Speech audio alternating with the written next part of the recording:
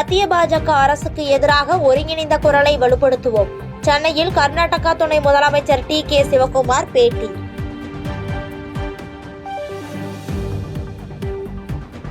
சென்னை மாநகர பேருந்துகளில் ஓட்டுநர்களுக்கு அருகே மின்விசிறி பொருத்தும் பணி மும்முரம். சுட்டெரிக்கும் வெயிலில் இருந்து தற்காத்துக் கொள்ளும் வகையில் அரசு நடவடிக்கை. மதுரை மாவட்டம் வாடிப்பட்டி அருகே ஓடும் லாரியில் திடீரென தீப்பற்றியதால் பரபரப்பு. லாரியின் டயர் வெடித்ததே தீப்பற்றியதற்கு காரணம் என போலீசார் தகவல். கூடலூர் அருகே நியாய விலைக் கடையை சூறையாடிய மக்னா யானை. குடியிருப்பு பகுதிகளுக்கு அருகே தொடரும் காட்டு யானைகள் நடமாட்டத்தால் கிராம மக்கள் அச்சம். வேலூர் மாவட்டம் குடியாத்தம் அருகே ஆட்டோ மீது இருசக்கர வாகனம் மோதிய விபத்தில் 2 படுகாயம். அதிவேகமாக இருசக்கர வாகனத்தை இயக்கி வந்த கல்லூரி மாணவரை பிடித்து தர்ம அடி கொடுத்த பொதுமக்கள்.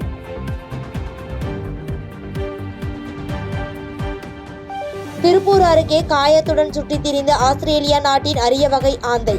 காலில் ஏற்பட்ட காயத்திற்கு சிகிச்சை அளிக்க ஆந்தையை மீட்டுச் சென்ற வனத்துறை.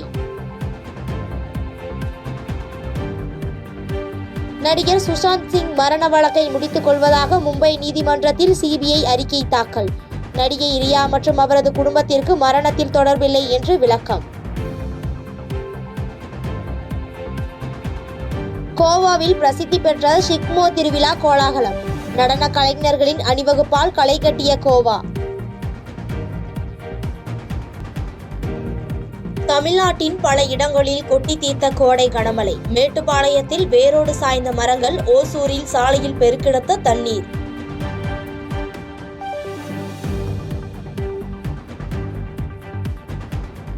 தொகுதி மறுசீரமைப்பு என்ற பெயரில் மாநில உரிமைகளை பாஜக பறிக்க முயற்சிப்பதாக முதலமைச்சர் மு.க. ஸ்டாலின் குற்றச்சாட்டு. எந்த மாநிலமும் பாதிக்கப்படாத வகையில் நியாயமான தொகுதி மறுவரையை மேற்கொள்ள வேண்டும் என வலியுறுத்தல்.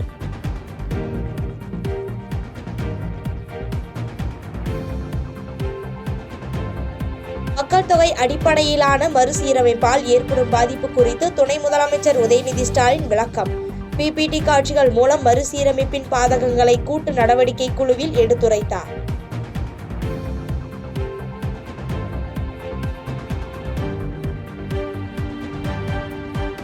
தமிழ்நாட்டிற்கு நிதி பங்கீடு குறித்து நிர்மலா சீதாராமன் விமர்சனம். தமிழர்களை எள்ளி நகையாடுபவர்களுக்கு தமிழ்நாட்டு மக்கள் தக்க பாடம் புகட்டுவார்கள் என கனிமொழி கண்டனம்.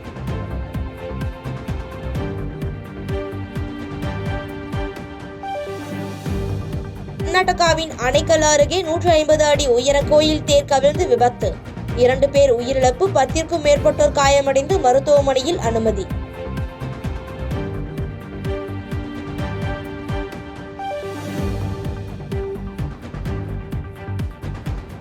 மதுரை மொட்டைமலை பகுதியில் ரவுடி காளீஸ்வரன் மர்ம நபர்களால் சரமாரியாக வெட்டி கொலை. நேற்றிரவு வீட்டின் வெளியே வந்த காளீஸ்வரனை 3 இருசக்கர வாகனத்தில் வந்த மர்ம நபர்கள் வெட்டி சாய்த்தனர்.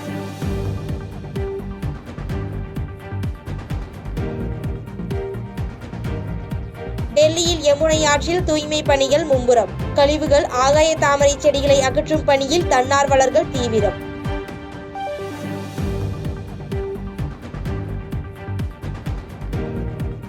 திரிபுரா மாநிலம் அகர்தலா ரயில் நிலையத்தில் ரயிலில் கடத்தி வரப்பட்ட 75 கிலோ கஞ்சா பறிமுதல். கஞ்சா கடத்தி வந்தவர்கள் குறித்து ரயில்வே போலீசார் விசாரணை.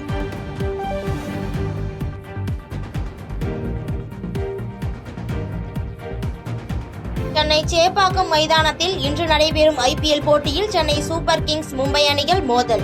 அனிருத்தின் இசை நிகழ்ச்சியுடன் தொடங்கும் போட்டியை காண ரசிகர்கள் உற்சாகம்.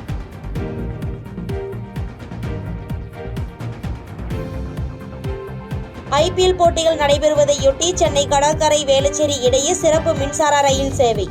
நள்ளிரவு 11:30 மணி வரை 3 சிறப்பு மின்சார ரயில்களை இயக்க தெற்கு ரயில்வே ஏற்பாடு.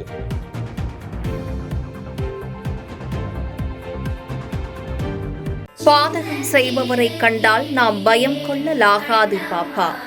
மோதி மிதித்துவிடு பாப்பா, அவர் முகத்தில் உமிழ்ந்துவிடு பாப்பா. அண்மை செய்திகளை உடனுக்குடன் தெரிந்து கொள்ள இணைந்திருங்கள் எம் நாடு தொலைக்காட்சியுடன்.